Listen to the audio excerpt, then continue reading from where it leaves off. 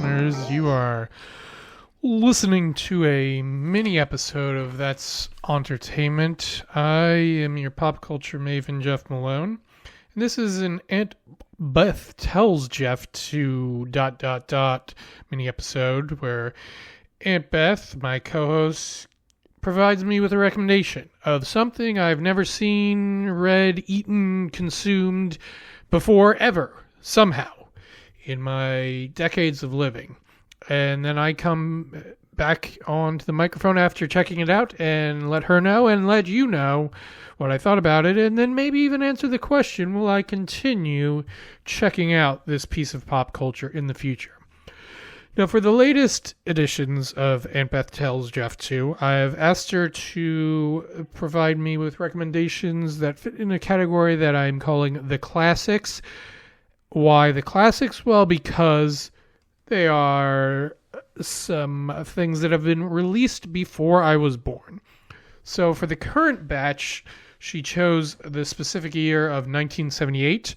I've already discussed the 1978 movie release, Days of Heaven.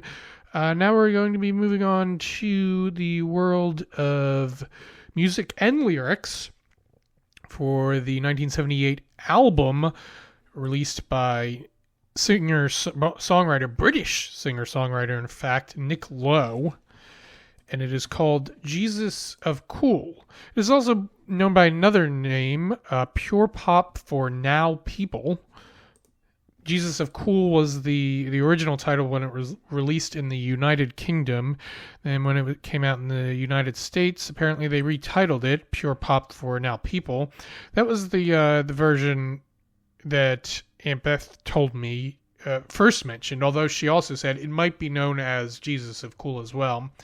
And when I found it on a popular streaming service app, it was known as Jesus of Cool. Even though I'm in the United States, we've got the original British title.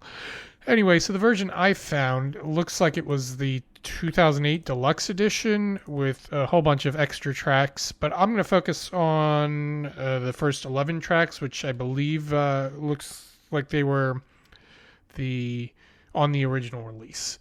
Because I'm not sure if Aunt Beth listened to the deluxe version, or if she's only ever listened to the original version. But it's not. We're not going to worry about that too much because I'm going to spotlight my favorite tracks, and it looks like all of my favorites were on the original and the deluxe version as well. So we're good as far as that goes. So anyway, so big thoughts. This is an interesting album. A mix of genres, I would say. Wikipedia has it listed as new wave and pop.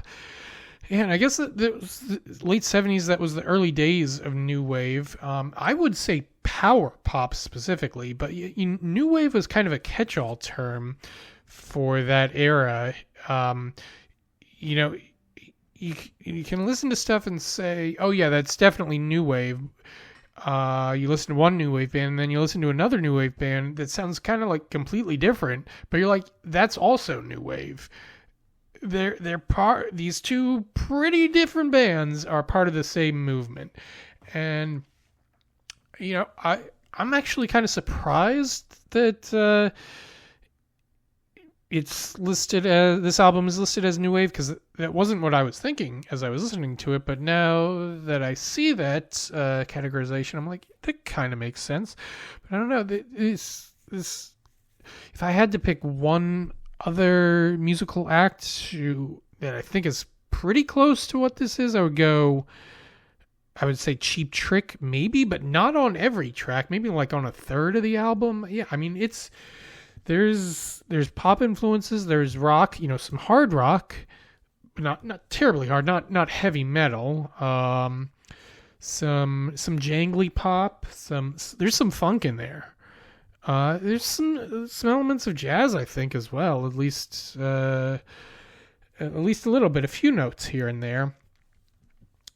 But yeah, so Nick Lowe's most well-known song is probably "Cruel to Be Kind," which is included on the deluxe release, but it looks like it was originally on a different album.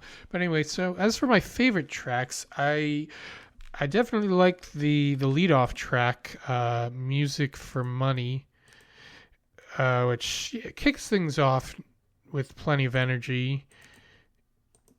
And then we've got, what else do I like? I've got So It Goes, which the way Nick is singing on that one, I was like, oh, this sounds like another song, and then it hit me. It sounds like Steely Dan's Reelin' in the Years. Just like part of the verses, his vocal style is similar to, is it Walter Becker who sings lead usually for Steely Dan?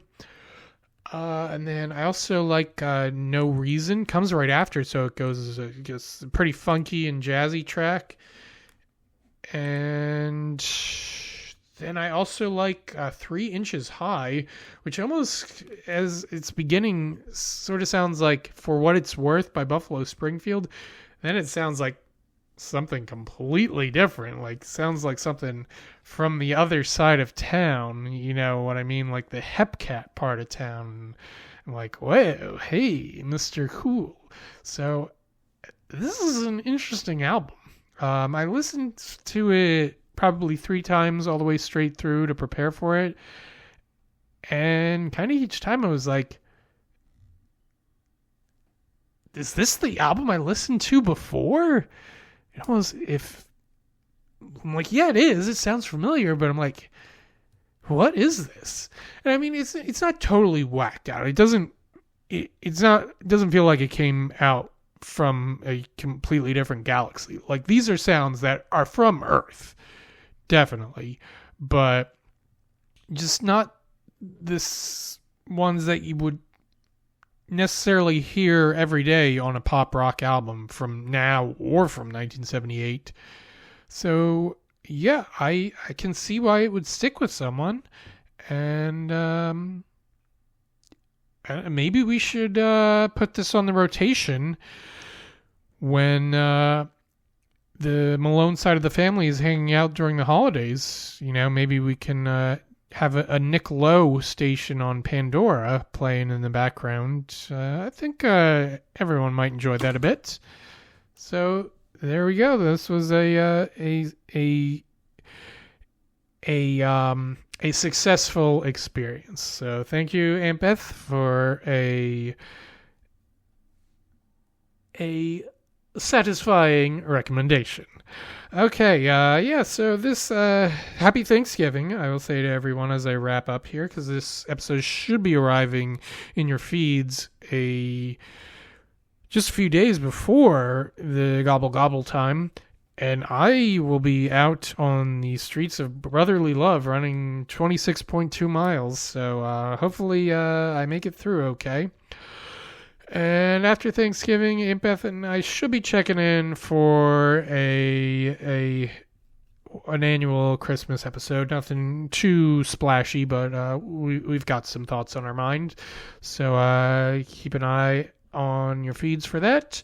And there'll be at least one other release, I'll say. Most likely a mini episode, maybe 2. We'll see how things go, how much time I have to spare to chop and screw some episodes. Most likely a karaoke corner, so that'll be fun. In the meantime, you can I'm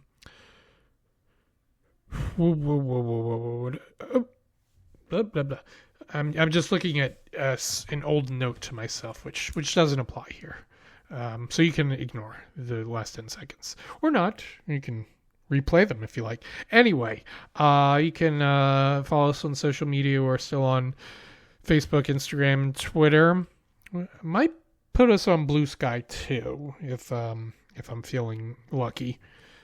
If I'm feeling lucky, punk.